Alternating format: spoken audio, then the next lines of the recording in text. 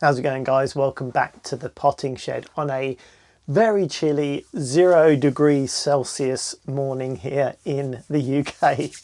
It's Parky. I've had the heating on here in the shed and I'm still cold. But anyway, that aside, today's episode I want to talk to you about watering houseplants.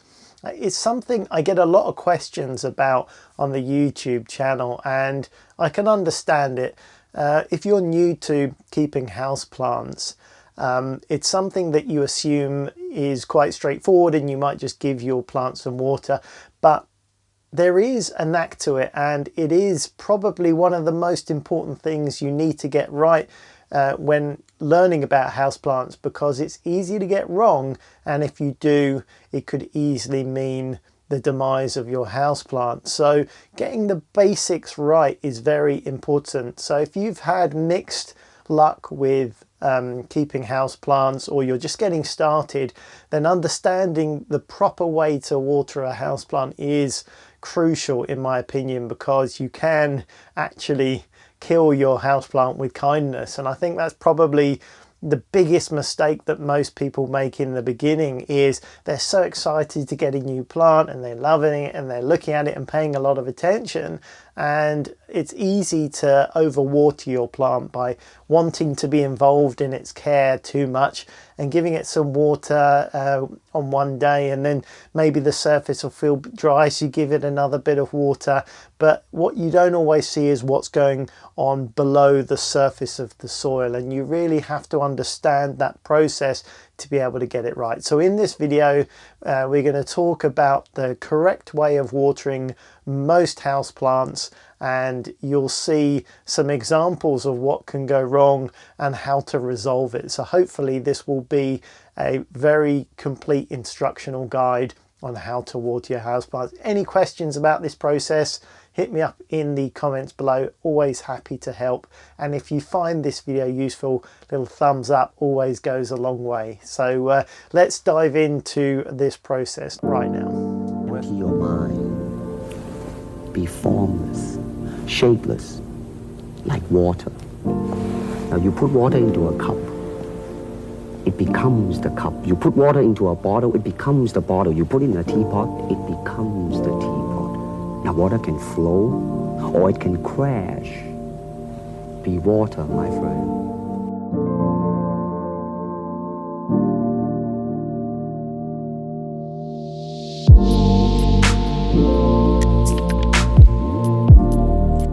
So, watering houseplants. It sounds like an easy thing to do, and for the most part it is, as long as you get a few key things right.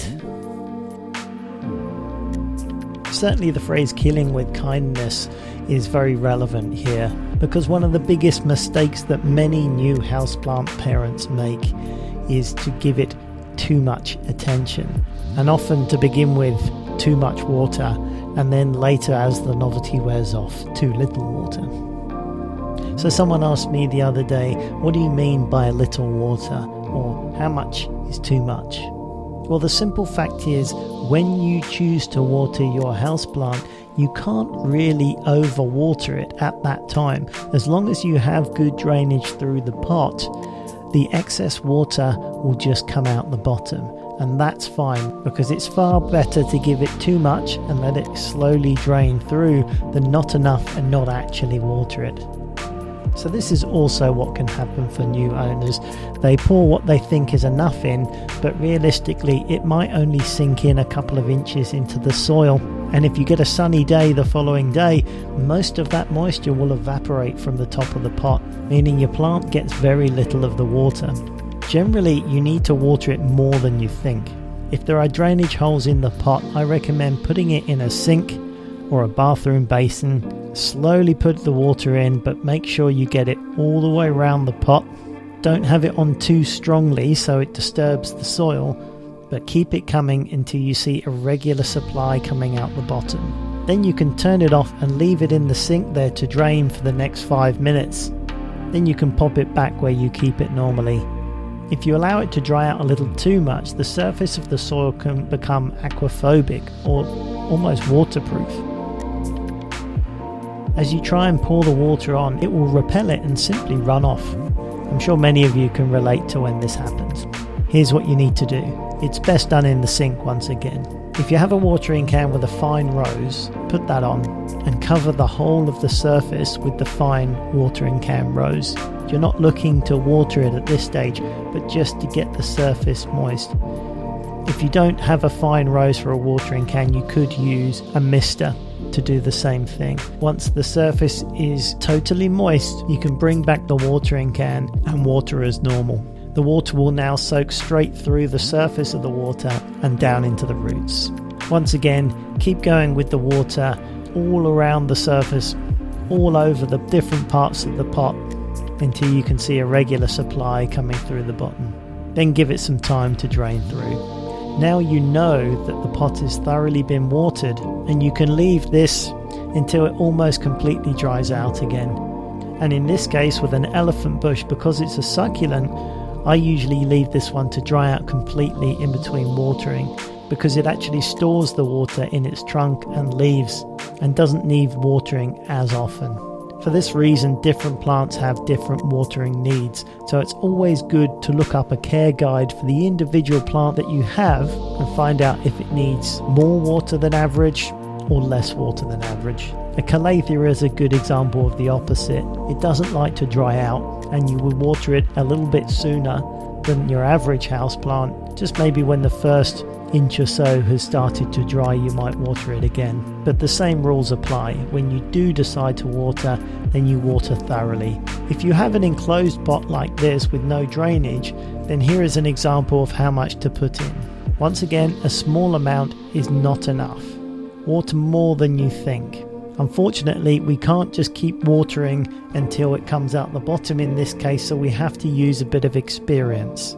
This is not enough. We've probably only watered the top inch or so of the plant.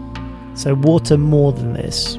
Obviously, we don't want to fill the pot up with water because it's got nowhere to go, but at the same time you don't want to give it too little where it's not actually getting any moisture. A bit of experience will help with this, but when you water plants with drainage holes, you'll see how much you can take before it starts to come out, and you'll be able to use that experience when watering the plants without the drainage holes. Alrighty guys, I hope you found that useful. If you would like a printout or a crib sheet of everything we've gone over in this video, just for your records to keep in a binder, or even just to keep as a reference on your laptop or something, a few people have asked for that. So what I've done is I've made a quick guide covering everything that we've talked about here. If you click the link in the description below, put in your email address and that will get sent to you, and you can keep it for your records if you need to check on anything in the future. All right, that pretty much wraps it up. Please give it a thumbs up if you found it helpful. Subscribe for more houseplanty goodness coming along very soon. All right guys, take care. See you soon.